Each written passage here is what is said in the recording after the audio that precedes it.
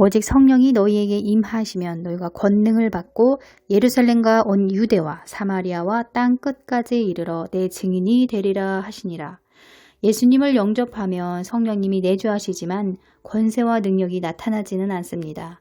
이유는 우리 영혼에 성령님의 통치가 약하고 충만하지 않기 때문입니다. 영이 약하고 혼은 세상적인 것과 옛자의 정욕이 살아있기 때문에 능력이 나타나지 않습니다. 능력 있는 그리스도인이 되지 못하면 마귀에게 속박당합니다. 악한 영에게 눌리고 속게 되면서 그들이 이끄는 대로 넓은 길을 걷게 됩니다. 빛과 소금의 삶을 살 수도 없습니다. 또한 하나님의 기쁨이 되지도 못합니다. 육신에 있는 자, 믿음이 없는 자는 하나님을 기쁘시게 할 수 없기 때문이죠.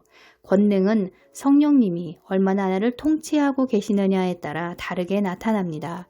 성령님이 나를 통치하시려면 거룩해야 하며 인도하실 때 순종할 줄 알아야 합니다. 즉 자기 부인이 되어야 한다는 말이죠. 여호와께서 말씀하시되 오라 우리가 서로 변론하자. 너희 죄가 주홍 같을지라도 눈과 같이 희어질 것이요 진홍같이 붉을지라도 양털같이 희게 되리라. 회개가 되므로 예수님의 보혈로 씻음받기 때문에 더러웠던 마음밭이 하얗고 깨끗하게 되니까 하나님께서 사용하기 좋은 상태가 됩니다. 깨끗한 그릇으로 준비가 되어가는 것이죠.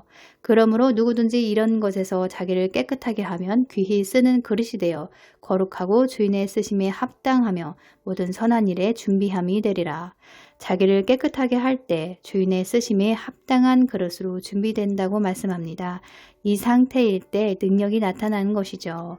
그러니까 이 상태는 회개를 하며 순종을 통해 말씀과 기도로 내면이 채워지면서 혼이 거룩하고 정결하게 되니까 영이 강건해지겠죠. 영이 강하니까 혼을 지배해서 육이 의의 병기로 쓰임받게 되는 것입니다. 딤후 3장 말씀에 경건의 모양은 있으나 경건의 능력은 부인한다는 말씀이 있습니다. 경건의 삶, 순종의 삶, 거룩한 삶 없이 성전 뜰만 밟고 다니기 때문에 신자라는 모양새는 있으나 능력이 나타나지 않는다는 말입니다. 교회 안에 생명이 없는 사람들이 많다고 하죠. 이 말은 성령님이 내주하시지만 경건의 삶을 살지 않으므로 성령의 불꽃이 점점 꺼져가기 때문에 생명의 빛을 잃어가는 것입니다. 여러분, 자연에서도 배울 수가 있습니다. 생명이 있는 식물과 동물들은 어떤가요? 활기가 있지 않습니까? 씨를 심으면 싹이 나고 꽃이 피고 열매를 맺습니다. 생명이 있는 것은 그렇게 성장합니다. 내 안에 생명이 있다면 왜 성장하지 않겠습니까? 그렇지요? 영이 죽어 있다는 말을 들어보셨을 것입니다. 영이 잠자고 있다고 하지요. 영이 잠자고 있으니 생명력이 죽어 있어 성장하지 않는 것입니다. 개방, 발현, 활성화되지 않아 영이 성장하지 않는 것입니다. 신앙생활을 오래 하신 분들 가운데 영적 성장이 멈춘 분들은 내 안에 생명의 빛이 희미해지고 있다는 사인입니다. 잠들어 있다는 뜻입니다. 생명력이 살아 숨쉬고 있다면 내 안에 성령의 불꽃이 점점 타오르고 있다면 성장하지 않을 수가 없습니다. 살아있는데 어떻게 성장하지 않고 멈춰 있겠습니까?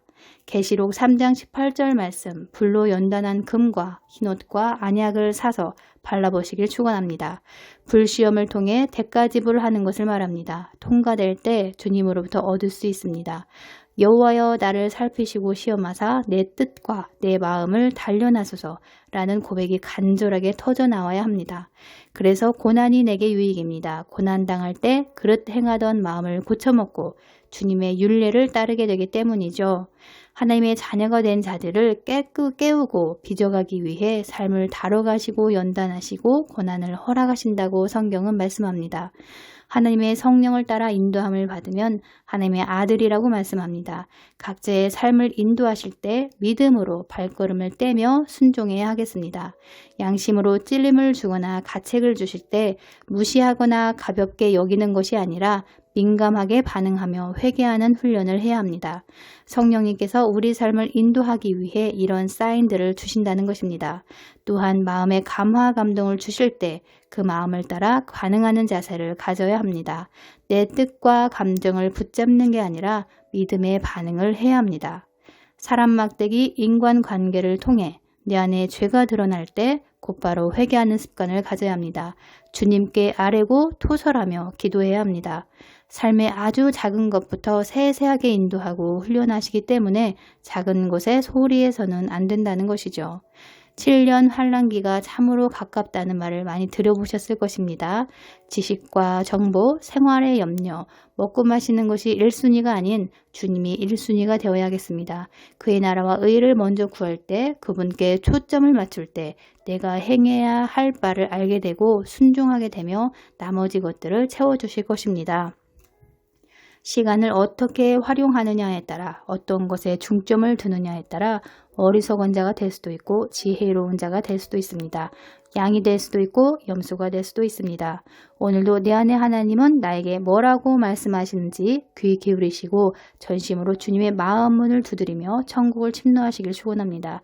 주님의 평강과 긍휼과 사랑과 은혜가 영상을 듣는 모든 성도님에게 풍성히 흘러가길 기도합니다. 감사합니다.